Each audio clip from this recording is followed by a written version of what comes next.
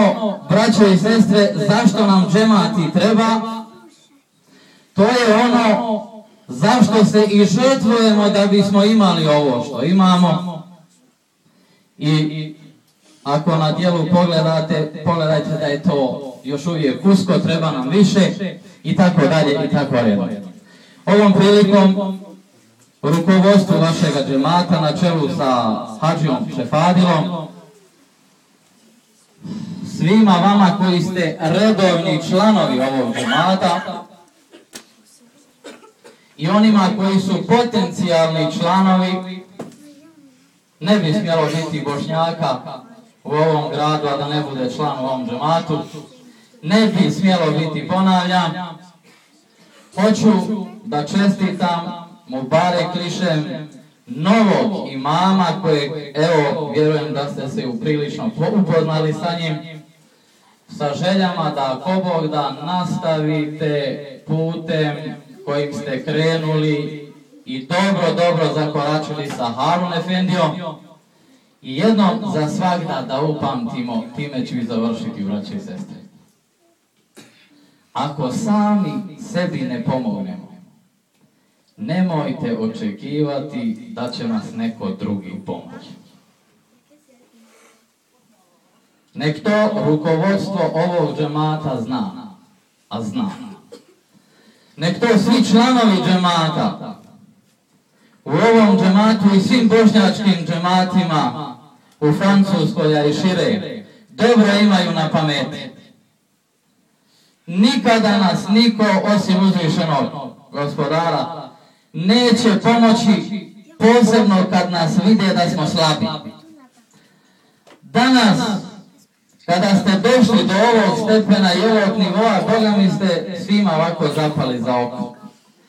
Zato za ovog stepena da se je došlo, trebao je se neko boriti. Trebao je neko plaho truda uložiti, trebalo je plaho novca trošiti, trebalo je puno kritika pretrpjeti šta se to radi tamo u džamiji. Znate? I tako dalje. Hoću Harun Efendi da poželim hajli i sretan put, da prenese od nas selame svojoj porodici, nek je porodica na njega ponosna. Mi se ovdje u ovom džematu i u Francuskoj ponosimo sa njim i još nešto hoćemo da ga bar zadužimo. Ovo što fizički neće više biti sa nama, to ne znači da duševno i psihički neće biti tu.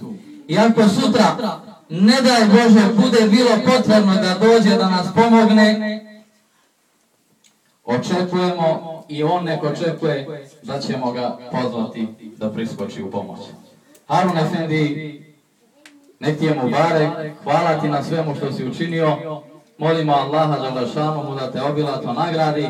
Molimo Allaha Đalešanuhu da svi u vas obilato nagradi što izdvojite truda da budete u džamiju. Molimo uzvišenog Allaha Đalešanuhu da nas učini ponosnim i na ovom i na budućem svijetu. Hvala vam za pažnju. Selamu alejkum wa rahmatullahi.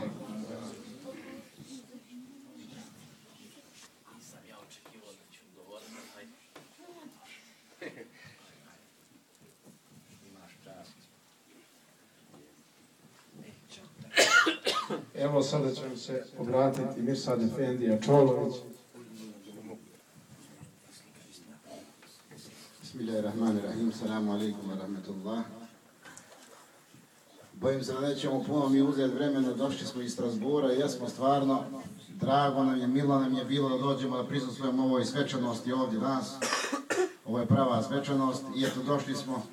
Sigurno znate da nismo došli radi nikakvih dunjalučkih potreba, nego samo u ime Allaha Đelešanu da se s ovim našim velikim bratom i prijateljem Harunom Efendijom, ako Bog da, poselamimo. Ja ću ukratko o džematu u Strasburu, možda ste, verovatno ste upoznati, mi smo skoro kupili naše prostorije, u onim prostorijama gdje smo dosad bili, gdje smo plaćali kiriju, to većina ljudi iz vašeg odbora već zna tamo gdje smo do sad bili pa poznaju te naše prostorije. Mi smo to potpisali te ugovore i baš drago nam je, milo nam je, obratili smo se vama, nama je javljeno da ste vi već sakupili jednu Sergiju za nas. Ovo govorim samo iz razloga naše dobre saradnje između dva džemata Strasbura i Pariza, iako smo 500 km daleko, jel? Znači mi koji smo u Francuskoj, mi imamo u Njemačkoj, na primjer, bliže nekih džemata, ali smo mi u Francuskoj, zajedno sarađujemo, zajedno trebamo da sarađujemo, trebamo da se pomažemo zajedno i u ovakvim prilikama, da zajedno stojimo jedan pored drugoga, jel de? Čovjek se osjeća jači kad ima nekog prijatelja ili džemat u blizini na koga se može osloniti. Mi smo se uvijek mogli računamo, a možete i vi da se oslonite na nas u Strasburu. Uvijek spremni za saradnju, dobrodošli kod nas i tako dalje. Što se tiče našeg džemata, hvala Bogu, funkcioniše dobro, već 5-6 godina smo registrovani, dobro radimo, nadamo se, može bolje, uvijek može više. Kako to reče lijepo naš efendija prije, volili bismo da nema Bošnjaka u Francuskoj, a da nije već negdje član u nekom džematu. Još to nije slučaj kod nas, još ta svijest verovatno nije porasla kod nas, ali ćemo sa ovim radom, kao dosadašnjim radom Haruna efendije i budućim radom našeg novog efendije ovdje, ako Bog da inšala mi doći do tog stepena da ćemo jednog dana imati svakog Bošnjaka kao člana džemata u džamijama, u našim organizacijama, tamo gdje će se osjećati bolje, jače i sigurnije. Još ću kratko. Draga braćo i sestre, jedino bogatstvo, jedina zarada i jedini dobitak i uspjeh na dunjaluku i u Parizu jeste ako je čovjek musliman, živi kao musliman i svoju djecu odgaja u duhu islama. Nikad niko više nigdje na svijetu ne može zaraditi više ni dobra, ni para, ni bogatstva.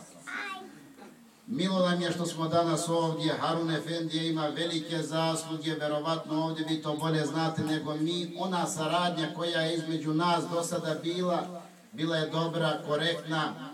To je jedna ličnost, ne bi sad, nije možda lijepo ovako, koja je poznata i šire van Francuske, da ga Allah nagradi za sve ono što je uradio. Mada smo mi kao ljudi, jel de svi, Allah nas je zadužio na dunjaluku, da obavljamo namaz, da tražimo oprosta, griješnici, pa svako nekad nešto malo pogriješi. Nema ga toga da malo ne pogriješi, ali zato smo ljudi, zato obavljamo namaz, zato smo u džamijama, zato postimo Ramazan, zato dajemo zekijat, pa zato idemo i na hač. Allah dželešanu sve to oprosti, a i mi koji tražimo oprosta od Allaha dželešanu, isto trebamo da budemo spremni da nekome ako treba malo i oprostimo, jel de? Malo se neko zameri na nekoga. Zato je oprost najvažnija stvar i važna stvar. Imao bi puno toga pričati, puno toga reći, ali kažem, neka ga Allah dželešanu nagradi, neka mu ukabuli sve ono što je ovdje uradio. Vi kao muslimani, kao Bošnjaci, kao džematli ovoga džemata, dobro je da ste bili sa njim cijelo ovo vrijeme i podržavali ga i sa njim zajedno radili, jel da i živjeli. Ali nemojte nikako u nikakvom slučaju umanjiti, nego samo još pojačajte. Kako ono prije reče Šefadil efendija, Hadžija, ovaj mladi efendija će i on raditi, pa on je mlađi, možda će nešto još jače, pa i vi uz njega jače, pa da sve bolje i da sve jače ako Bog da.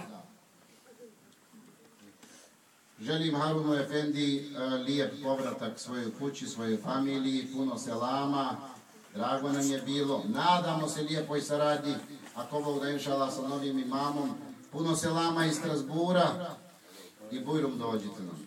Selam alejkum.